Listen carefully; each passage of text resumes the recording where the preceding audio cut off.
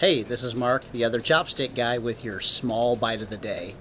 Hey, I want to tell you, one of the biggest things you can do is shoot like a pro, but think like a student. Yeah, you know what? As soon as you think you know everything and you've got it all figured out, guess what? Welcome to the ranks of the boring, uninteresting, jaded photographers. Yeah, so what do I mean by that?